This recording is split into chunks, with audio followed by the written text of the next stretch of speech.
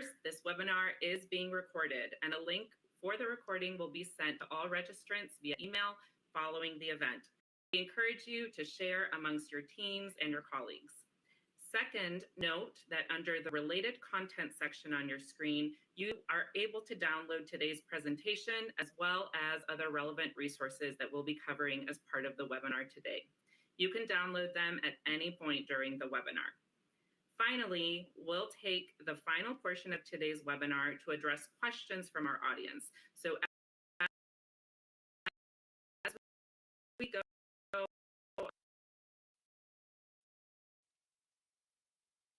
to submit your questions via chat so that we get to them during the Q&A portion if they were not already addressed during the presentation.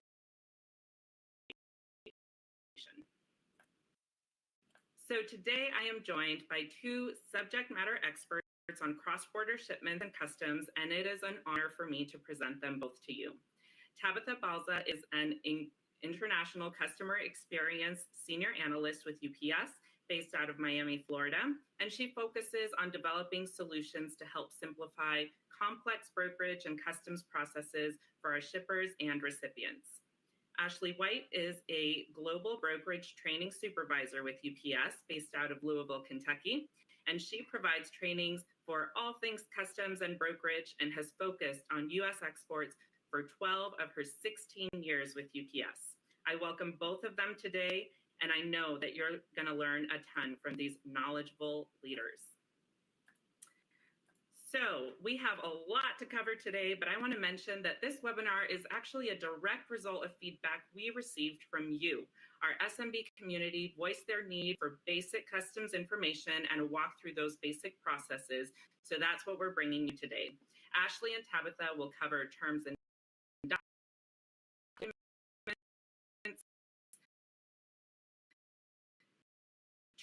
tariff codes, how to avoid as tips by region, and I'm particularly excited about the international shipping demo on ups.com.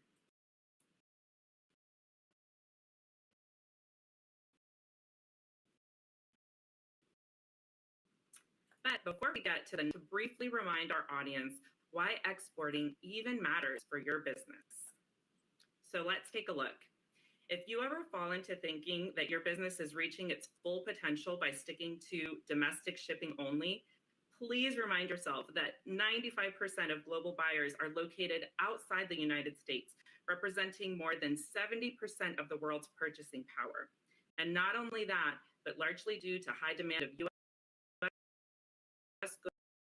goods around the world, facing domestic commerce, giving you a leg up over your competition if you choose to reach these new customers in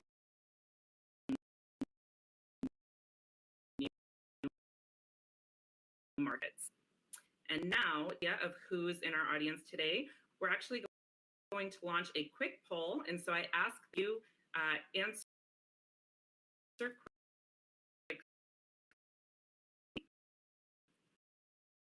based on what is your business size annual sales. We want to know, I'm going to give you a few moments, less than a minute. So go ahead and choose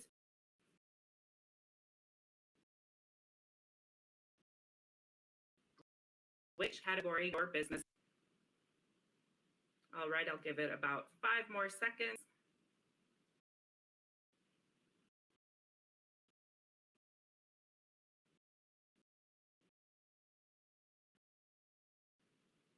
And go ahead, the results. Okay, so we have a good mix, 65%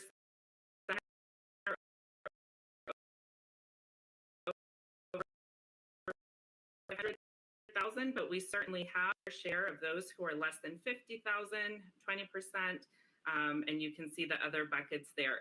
So what's interesting is that you might be a small company that's already shipping internationally. You might be a larger company that hasn't made that, taken that step yet. So we have content and expertise for all of you here today.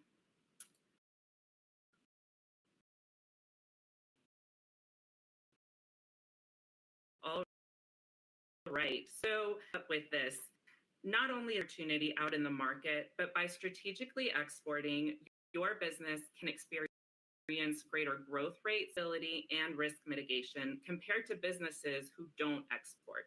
To find out more about the differences between being a passive exporter and a strategic one, you can check out our Exports 101 webinar on ups.com/webinars. And with that, I am thrilled to pass the mic to Ashley, who will give us crucial basic customs information we need for establishing a strong exporting foundation. Take it away, Ashley. Thanks, Hamina. I am going to get started with the journey of a package. So as you can see, this visual will help you understand all of the things that your shipments will have to go through as they leave the country. The first marker indicates your notification to us to let us know you will be tendering a shipment. Ideally, you would give us all the information needed up front if you designate yourself as a paperless shipper. There will either be pickup or drop off. Then the package will arrive at the UPS facility. From there, the documents are scanned. And remember, if you're signed up as paperless shipper, your package will bypass this step. So that image will then be uploaded to the UPS system while the package is physically loaded to the export facility.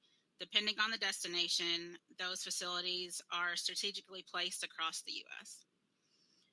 So while the package is on its way to the export site, our key entry teams audit the data received to the documents provided and make sure that export requirements are met. Once the package arrives to the export facility, it will receive another scan.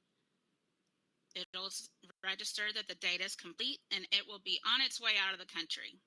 It'll be sorted once it arrives. The import site will ensure that those requirements are met, and then it will be delivered to the receiver. So let's get into some of the common terms and definitions you'll encounter while growing your export business. I do want to preface this by saying that at UPS we love acronyms and initialisms, so you will see a lot of them. And it's only right coming from a company whose name is in fact an initialism. First one, customs. Customs is the entity that levies duties on goods. The Harmonized System, or HS code, is the universal standard system used to classify products. Going along with that is the Harmonized Tariff Schedule, or HTS code, which is the system used to determine duties to be paid. International Commercial, or Incoterms, are a set of terms used to explain the payment of fees associated with moving goods internationally, and I'll highlight two specifically. Delivery Duty Unpaid, or DDU, is when the seller pays for delivery charges and the consignee pays for duties and taxes. The next one is Delivery Duty Paid, or DDP. This one is when the seller pays for delivery charges as well as duties and taxes. De minimis value is the minimum value threshold per shipment that the country will not assign duties or taxes. Keep in mind, this is different for each country.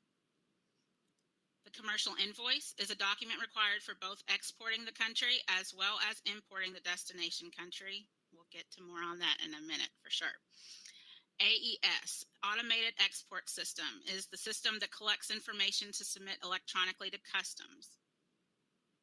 Power of Attorney, POA, something that grants a broker the authority to act on your behalf.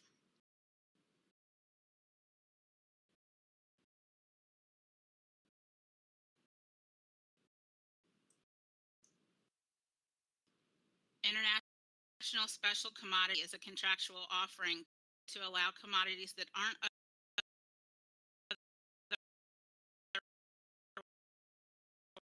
otherwise accepted. Waiver, or IHVW, is another contractual offering allowing packages that are over $50,000 US. Denied Party Screening, or DPS, is an internal team of UPSers that screen parties involved in the shipping transaction against a government-regulated listing. participating government agencies, or PGAs, are agencies that work with CBP to regulate commodities, such as EPA, APHIS,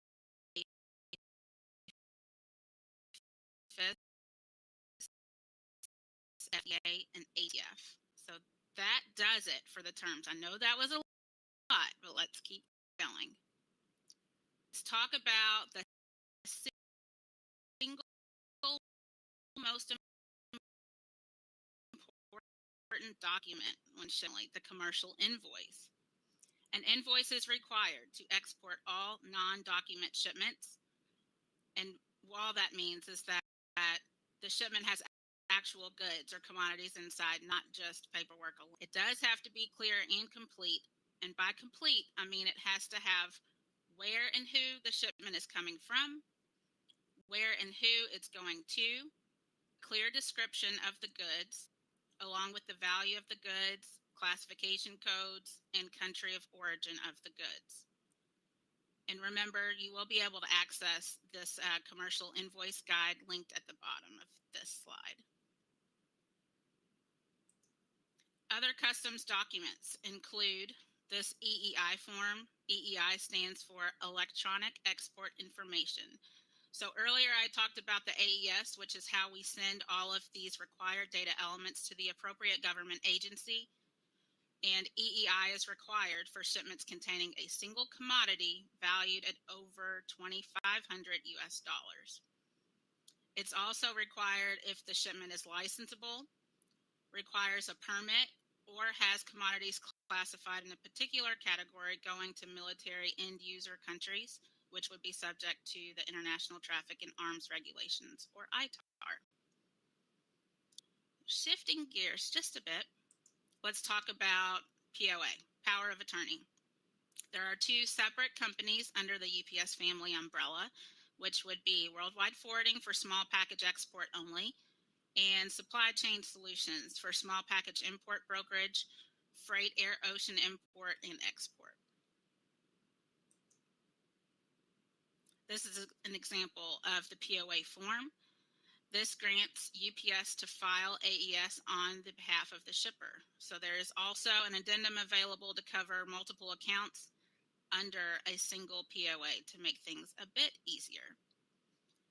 And that is all for me. With that, I will turn it over to you, Tabitha, so we can learn about tariff codes. All right, thank you, Ashley. All right, let's dig deeper on tariff codes. So why do we need them? So imagine we have to ship all these goods to several countries. When we speak different languages, we have cultural differences. So it's important that we have a way, a system, so we can all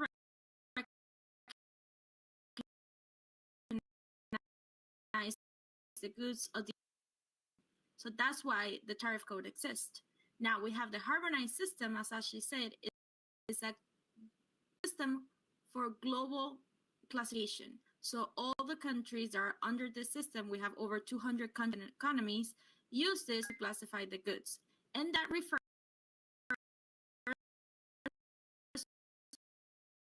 to the first 6 digits of the tariff. Now, talk about harmonized tariff system, or HTS, is when we add the other numbers, the last digits on the right, they're very specific to the, all right? So when we have now a number between 7 to 10 digits, sometimes 12, depending on the whole HTS code. So what is the number? So how we use that? Oh, customs use it.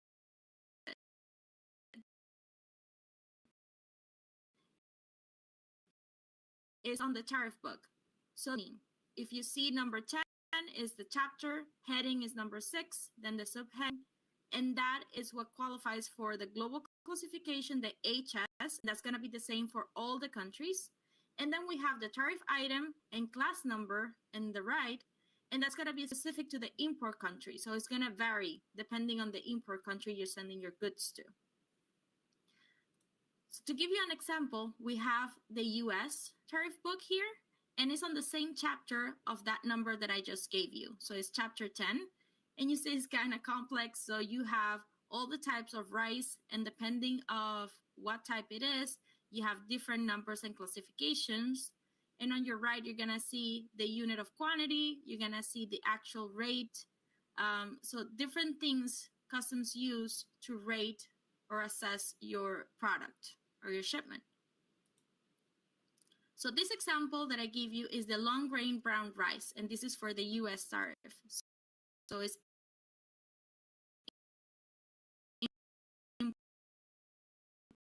importing to the US.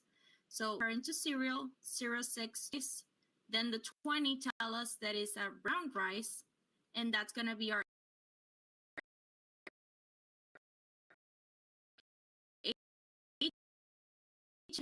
HS global, so it's gonna be the same for everybody. Long grain, and that's specific to the US. I wanted to give you this example because on your right, you can see for the EU and for Canada, we have the same 6 digits, the HS 100620, but it changes at 1799 for EU and 00 for Canada. So that kind of gives you the classification on how your goods are gonna be assessed by customs. And why this is important. Apologies, if I could just interrupt you, going back to that slide. I think that's such a helpful slide because we get the questions so often. What is the difference between HTS codes? And this, I think, outlines it beautifully. And so I know we have a lot of questions asking about the actual deck.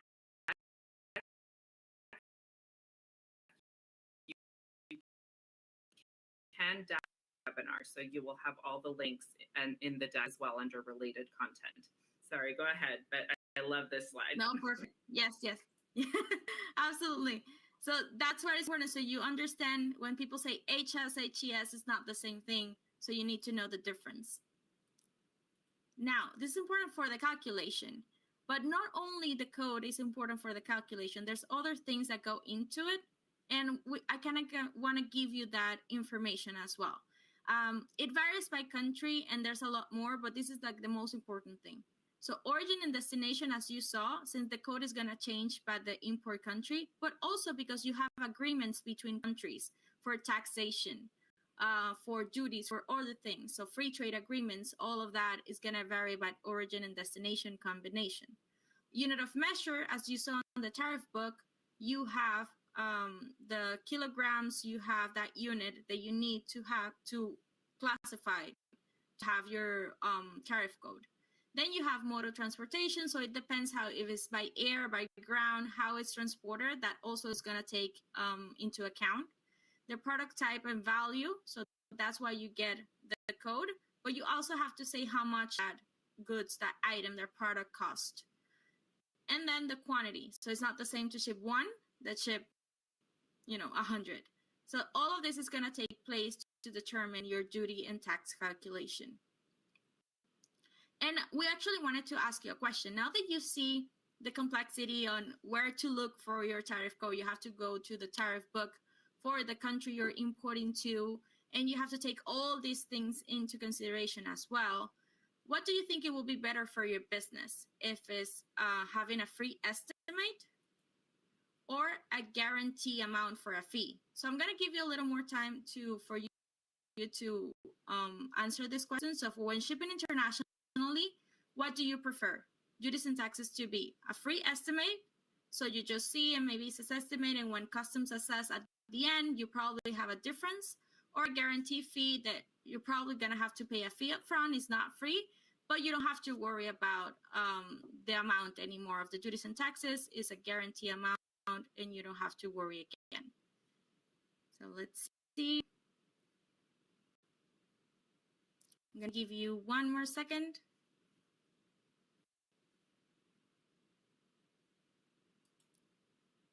All right, so it's hand in hand. It depends on your business, right? So a free estimate, probably if you've shipped the same thing over and over, you have a clear idea of how much your duties and taxes are. But you're shipping different things, your products varies, changes. You probably will, get a good help from that guaranteed. Okay, so now that you have all these little nuggets, and especially from Ashley about your terms and definitions and all the things that you need, we want to give you some tips, and especially tips to avoid customs delays. So this is most bestly for US export and customer base. Why customer base? Because there are holds that you cannot control, and even us. So weather, transportation, things that you cannot control. But this over here is something that you can do, and it will make a difference, especially for customs. So the first one, missing invoice and late invoice upload. So as Ashley was saying, every time you ship goods internationally, you need to have a commercial invoice. And if you're missing that, or if you send it later after your shipment has gone through, you're gonna get a hold. So make sure if you're shipping paper, you print it out, you put it. If you have the option digitally, just upload it right away. Don't upload it 2 days later, just the same day. And a tip, if you're a WorldShip user, just run your end of day. Run your end of day all, it will have no problem with your commercial invoice. The second most important is the power of attorney. As Ashley was saying, it's not for all shipments, but it's for commodities or commodities of $1,500 in the US at least. So if you know you have a special commodity or you are shipping above this number, fill out that power of attorney and attach it to your package. The third one is inadequate merchandise description. So it's not about your product per se, but you need a description of the whole shipment. And sometimes we give a very general information. For example, if you're shipping math books, biology books, fantasy books, and then you put just books on the description, that's too general. You're probably gonna get a hole. So make sure when you're describing your whole merchandise, you said like educational children books, something that is a little more specific to everything that you're shipping. And if you have different things, it's not the same category, it's better for you to list it so you have a more comprehensive description. The third one is missing documents or incomplete documents. So the problem, if you ship paper, you probably lose a page or you have other documents that you need besides the commercial invoice and power of attorney. If you know you're shipping like food, animal-derived products, or anything that is special or restricted, you probably will need more document than just a commercial invoice. So do your due diligence and make sure you attach all the documents to your package or upload it if you can. And the fifth one is the wrong value. So if you put the wrong value on your documents or they're different between the documents, you're gonna get a hole. So make sure you put the correct information of the value and you avoid all these issues. These are US export, but the missing invoice and the power of attorney are like the main ones for all countries. So I can guarantee you if you take care of this, it will be a better experience, at least with these holds on customs. Now, tips by region. We have like the three main ones if you're exporting from the US, Canada, Europe, and Latin America. For Canada, as Ashley was saying, we have a low threshold of de minimis. So that value that you don't get duties and taxes on is very low. For example, for the US, when you're importing is $800. For Canada is 40 Canadian dollars. So it's very, very small. So keep in mind, if you're shipping to Canada, even if a small amount between 40 and 150 Canadian dollars, you probably will get duties assessed. Not taxes, but yes, duties. And the power of attorney is a little bit different.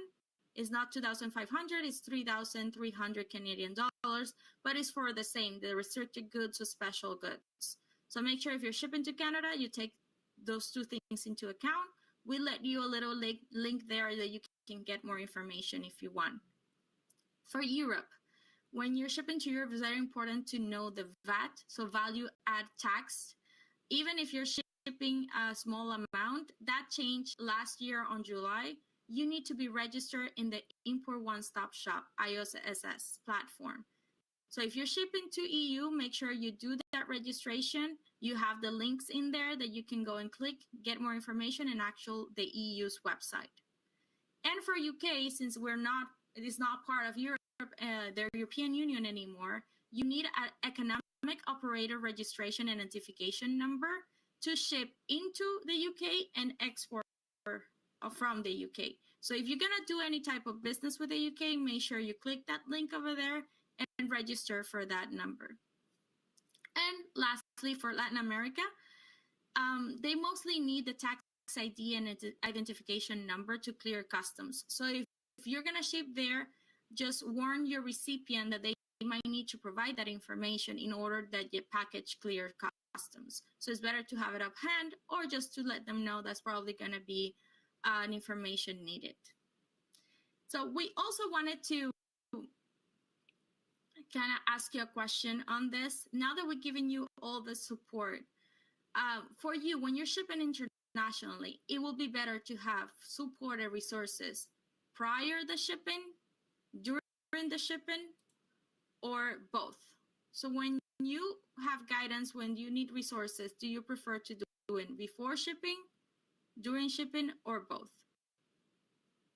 So I'll give you a few seconds to reply.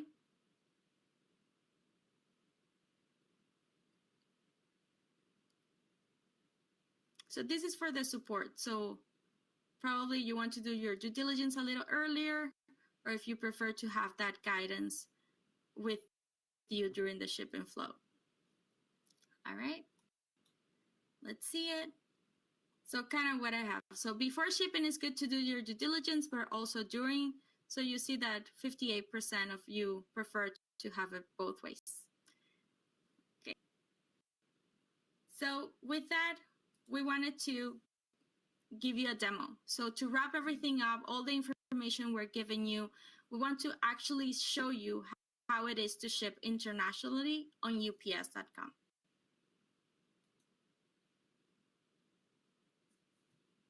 Hi, today we'll be reviewing how to process an international shipment on UPS.com.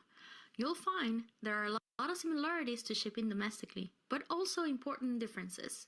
And we want to guide you so you feel confident in the information and the steps required for an international shipment. First, go to UPS.com, select your region, and then click Ship. At this point, if you have an account, I recommend you log in to get full benefits, like being able to save products or future shipments, using saved addresses, and more. If not, it's okay. You can still ship as a guest. I'll go ahead and log in. Now let's start. We'll do this in 6 main steps. First step, let's enter your information as the shipper, and then where and to who the package is going. In this case, I'm going to ship from the US to Canada. Since it is an existing account, I have all the information saved. If no addresses are saved, you need to enter it. It is very important that the receiver's information is accurate. Customs work mostly with the recipient more than the shipper, so if any issues arise, they will contact them. One tip: when shipping internationally, governments have a denied party list, which contains addresses or entities that we cannot ship to. If we detect one, it doesn't happen often, we will alert you right away and let you know that the package might be held or returned, so you can review the recipient and decide if you want to continue or stop the shipment. After completion, click Continue. Now we're in step 2. Enter your package information and dimensions if you have it, but only weight is mandatory. I will enter 3 pounds for my shipment. Then click Continue. In step 3, you determine how quickly you need your package to arrive. Since I'm in no hurry, I will save some money with UPS Standard. These are published rates. If you have a shipper account with UPS and have discounts, it will show up here. Now click Continue. We are now on step 4. This is the biggest difference between shipping domestically and internationally. We need information about the products you are sending for custom purposes. First, we need to describe the purpose of the shipment. Is it a gift, a sample, or are you selling these items? Choose one from the list. Second, enter a description of the products as a whole. Try not to be vague and be sure to describe the whole shipment. See the help bubble over here. Be aware that lots of shipments are held because this description is too general.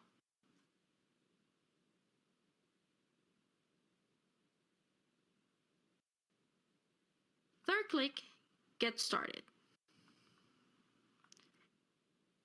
If you have an account, here's where you can reuse previously shipped products. Select the products and all the information will be there. You just have to enter the quantities to ship. Let's say we are shipping 1 today. Then click Next. Now, if it's a new product, click Add Additional Product and it will take you to the previous screen where you can enter all the new information. For step 4, let's complete the product information. If you know your product tariff code, please enter it here. A harmonized tariff code is a global standard code assigned to promote for imports and exports. They are also known as HTS codes.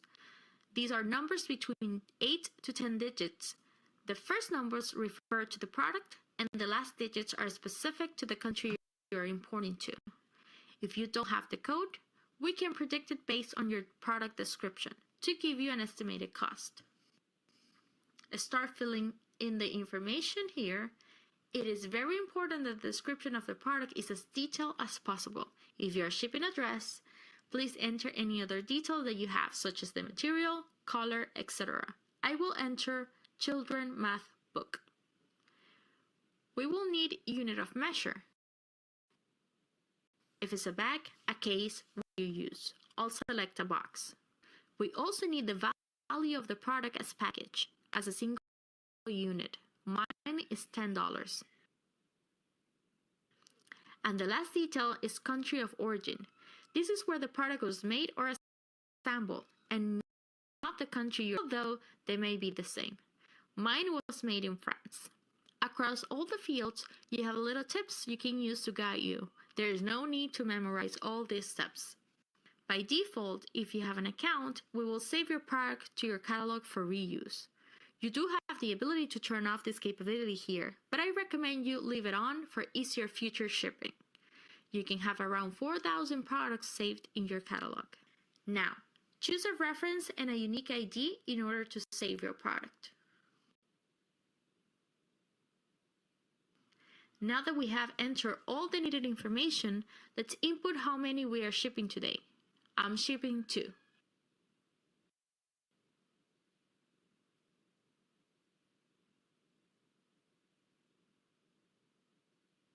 Click Next, and you can review all the entered products and keep adding if you need to. I don't have any additional products to add, so I'll click I'm done. Now we're back to this page, and I see that a commercial invoice is automatically filled out for me. You can review and edit if necessary. The commercial invoice is very important for customs. Missing or incomplete commercial invoice is one of the top reasons why packages get held in customs. Below the commercial invoice, there are some tips of other forms you might need. For example, the EEI, or Electronic Export Information Form, is for when you are shipping from the U.S. with goods over $2,500 or other items that need a special license. You can see which ones on that link. Also, you can see if your product qualifies for free trade agreement waiver or reduction. In this case, my shipment falls under USMCA, United States, Canada, and Mexico Free Trade Agreement, previously known as NAFTA, North America Free Trade Agreement. We won't get into the other specific forms for this video, but they are great tools to avoid holds and reduce duties and taxes if your shipment qualifies. Let's scroll down and click Continue. Step 5. Now we choose our method of payment. I'll use a credit card. After entering your payment info, you will see estimated duties and taxes displayed. This may vary according to any free trade agreements that apply or how accurate the description you provided was. This will avoid surprise duties and taxes at delivery for you and especially for your customer, the recipient. You can now use this estimate to inform your customer or to know around how much duties and taxes you may pay. To see a breakdown of the estimated duties and taxes, click the See Estimate Detail link. Click Continue when you are done reviewing. In this step, you can also choose how to pay for duties and taxes charges. After those are completely assessed by customs, here are the different options. It is possible to use the recipient's custom broker for some countries. After this, we can go to step 6 and review our shipment. Let's click Review. Make sure everything is okay and submit your shipment. After clicking Pay and Get Labels, 2 pop-ups will appear. One to print your label and one for your commercial invoice. Attach both to the package. Remember, this is very important to avoid holds. At the bottom of the page, you can also manage your shipments. If you click Manage Global Parts Catalog, you will see all your saved products. You can edit them or enter new products outside the shipment flow. Now congrats, you are done. Now drop your package off with UPS and let the recipient know it is on the way. Wonderful. Thank you so much, Tabitha and Ashley. You unpacked a lot of information, so I want to remind our audience to go ahead and download the deck if you haven't already done so that you can reference the terms, the processes, the links at any time. Okay, now we're going to go ahead and shift our time into our Q&A portion with our audience. So unsurprisingly, we've gotten a ton of questions during this webinar, so I'm going to go ahead and pose the first question to you, Ashley, and it's about power of attorney, POA. Why do I need to file power of attorney? And as a follow-up, does it need to be filed every time I ship? Okay, so the power of attorney isn't something that you file. The power of attorney is something that you are granting UPS in this example so that we will be able to file AES on your behalf. And remember, the AES is the system that we are able to submit all of the required electronic information for the shipment to export to the particular government agency that needs to know what you are shipping and what's leaving the country. So the POA would be required if we are filing on your behalf. And okay, just to add, Jimena, if I can, yes. It's a very specific threshold. So if you're shipping over $2,500 for the US, and if it's a special commodity, so only in those situations, it doesn't have to be with every shipment, and that varies by country. So as I was saying, Canada, the threshold is 3,300 Canadian dollars. For US is 2,500. So it depends on the country you're importing to and about the goods that you're importing as well. Thank you. That's a great clarification. Go ahead. Yeah, the $2,500 US dollars is per commodity. So not the total shipment value, just per commodity. Right. Okay, and I think you just answered another question from the audience. Let's stick with POA. Can you talk? I think there might be some confusion between POA and EEI, which you also mentioned. Can you, either of you, kind of dissect the differences?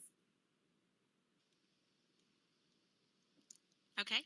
The EEI is the Export Electronic Information. So that is the specific data elements that we are telling the government are leaving the country. So in order for UPS to be able to report those data elements on your behalf, we have to have the power of attorney, the POA, on file, where you, as the shipper, has said, yes, UPS can notify the government of what I'm sending out of the country. So that's the primary distinction between the two. We wouldn't be able to file your EEI on your behalf without the POA. Great, thank you. And Tabitha, you mentioned the value threshold as well as special commodities. I believe you mentioned it, but can you remind our audience what are some examples of special commodities? What does that mean? So it will be like food related, animal derived commodities, or it depends on the country what they deem special or restricted. So I always suggest that you guide yourself on the country you're gonna import to. But if you are shipping something like with food, animals, always keep in mind that might be a special commodity. Okay, thank you. All right, next question, going back to our HTS codes. How can our audience members find HTS codes for different countries? So the very tedious way is the tariff book. So each country will have a tariff book, as I showed you in the example for the US, and you can look through that in the classifications. But there are also tools that you can use. We have APIs that they can help you classify. There's also other options outside of UPS. But for us, we do it for you if you don't know it. So as you saw in the demo, it happens on the demo or UPS.com, and also for WorldShip.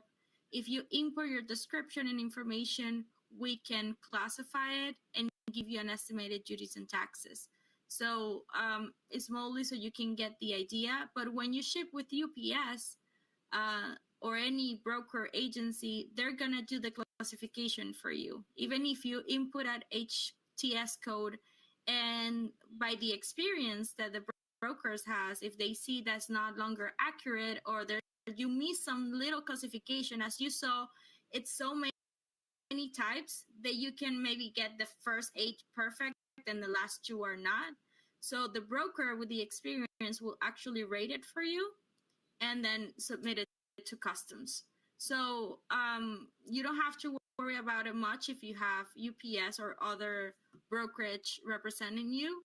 But if you're going to do it by yourself, I recommend you to go and get the tariff book or any other type of classification engine that can do it for you, that you can input all your information. And even there is no guarantee. So it's very complex. I will recommend always use a broker. Don't do it alone if you don't have to. All right. I just did. Sorry about that.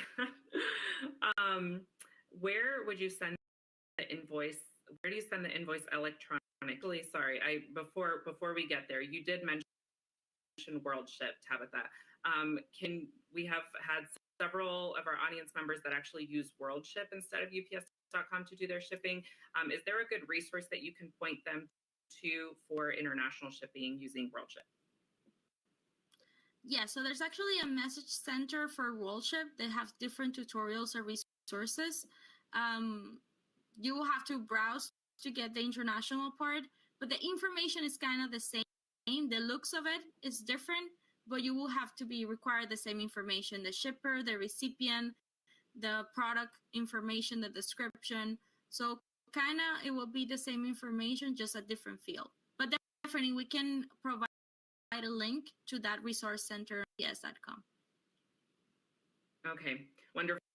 And yes, for those questions that require additional follow-up or those that we can't get to, we will probably be we will put together a one-pager to send out after the fact so that we can get your questions answered. Okay, this may be for Ashley. Do you have to have a declaration statement on the commercial invoice? That answer is that it depends. So depending on the destination, we would need to do some additional follow-up to find the best answer for that question. Okay. And a good reminder if you do have questions about your own international shipping strategy, you can go ahead and schedule that free 15-minute virtual consultation with one of our experts. Okay, so this is, I think, an interesting one. This person has a question on commercial invoices where you have to list your country of origin. She says they say we buy some parts from China, some parts domestically we assemble in the US. Can we list the USA as country of origin? Yes. If the goods are being assembled in the US and then exporting, then the country of origin of the finished product would be the US. Okay. Wonderful. Thank you. Okay. Back to you, Ashley, probably. Do I need to register for AES? If you are filing on your behalf, which is another option, then yes, you can submit your own EEI through AES yourself. Okay. And Tabitha, what is the difference between duties and taxes? So the duties are going to be specific to your commodity, to the product, the item that you are shipping. And the taxes are going to be also depending on that, but also depends on the country that you are, any agreements they have. So they go together, but sometimes you get only duties because of the commodity. For Europe, the example, you can get only a tax, a value add tax to your product because duty doesn't apply if it's under a certain amount of money. So it really varies by country, but one is commodity specific. The other one can be the taxes, can be because of different situations, like agreements between countries, etc. Not only specific to the commodity, the item. Mm-hmm. That's great. Thank you. All right, back to you, Ashley. If I'm sending something with no transaction value, so there's no sale, could I assign zero value to customs value? Note that there's no sale happening in the transfer. No. Customs requires the value for all non-document commodities. So it can be assigned a nominal value. You could indicate on the invoice that the value of the shipment to the recipient is zero. You are not charging them, you're not selling the product, but the commodity itself does in fact have a value that needs to be addressed for customs purposes. All right. Yeah, just one little thing to add to that. When you're having the options, you can say, as Ashley said, if you're selling this item, it's a gift, is a sample. So the value you have to put it, even if you purchase it, you're not selling it. Let's say I purchase a shirt that I want to gift to Jimena in another country. So I paid $20 for it, but it's a gift. So it's not like I'm selling her that shirt. And does that affect, we have another question saying that if I'm sending gifts to my family internationally, is the way to cut down on duties? Or would that It depends. Yeah, it depends on the amount. So not all gifts, like if you're shipping, if it's a lot, you still probably not get duties where you will get taxes. So it really depends on the amount and what you're shipping. Okay. And Tabitha, still with you, is the HTS code and Schedule B code the same thing? So Schedule B is really specific for US that I know of. Ashley, if you have more information, I'll ask your help. But the HS is general, so Schedule B and the chapters are gonna be different by country. So that's just a specific type of code, of tariff code. That's correct. Okay. So Schedule B is very US centric. The HTS is something that's recognized globally. So that's why that's the preference. All right. Thank you. If the receiver refuses to pay customs and the package is returned to the shipper, are we still required to pay the customs fee?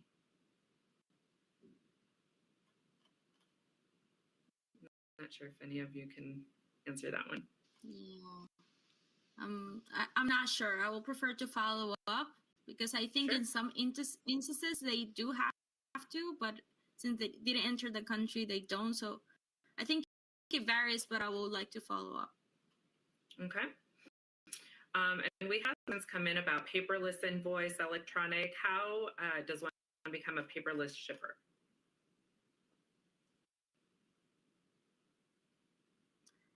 So right Who wants to now, take that? yeah, you have to do an enrollment process. You have to go to ups.com, enroll, provide some information, and then you can upload your invoice paperless. But the good news is that we're working that you don't have to do this enrollment process. So sooner rather than later, you will be able to be automatically enrolled. You don't have to worry about it, and you can send all your commercial invoice paperless. So that's coming, but right now we can send you the link where you can enroll if you want to do it right away. All right. Yeah. And we are excited about some things coming up. So certainly we'll be back on these webinars to announce some changes to our processes. Yes. How do we get UPS to be our broker? When you're using any other platforms, if you don't put that you want to use a specific third agency or the receiver's broker, then we'll automatically be your broker. All right. Okay. And so we have a couple minutes left. So let me see some new ones who came in.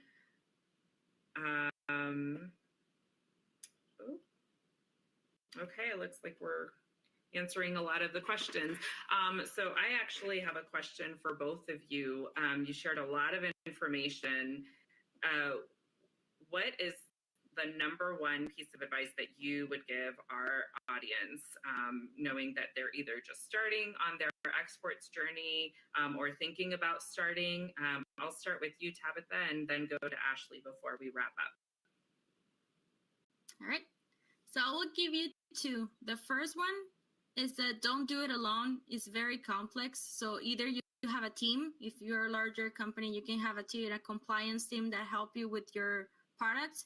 If not, I will rely to a broker, either UPS or anything you feel comfortable with. But be sure you don't do it alone because there's a lot of nuances. And even if you do it right now, regulations change all the time. So probably what you thought it was like in 1 month can be another thing. So first advice, don't do it alone. And second, always attach your documents. So don't forget that to your package. If you're not paperless, if you cannot do it right now, always attach copies. Always make sure that's in there so you don't have any hiccups or delays, because timing is everything right now. You need to get your package in time, your receiver is pending.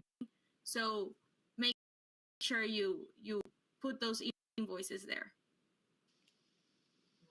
Right. And Ashley?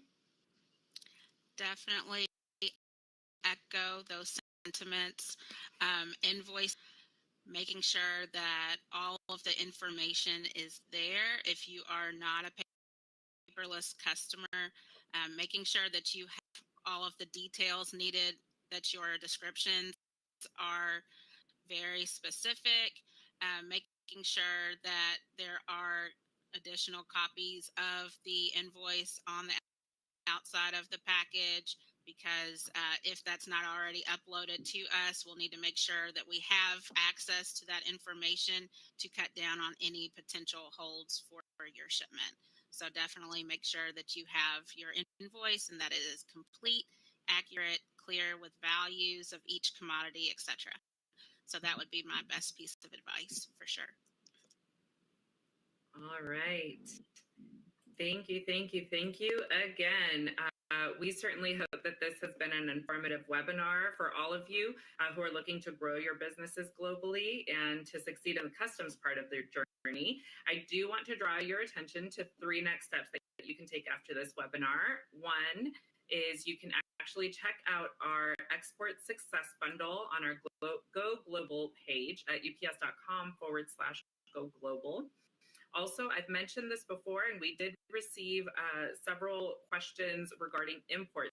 This was an exports-focused webinar, but if you have questions about imports or exports, basically your international shipping strategy, I've mentioned it before, but I do encourage you to sign up for our free 15-minute virtual consultation with our UPS solutions experts, and they will provide the support that you need. You can go to ups.com/consultation, or you can click on the Discuss Your Business Needs link that appears on your screen.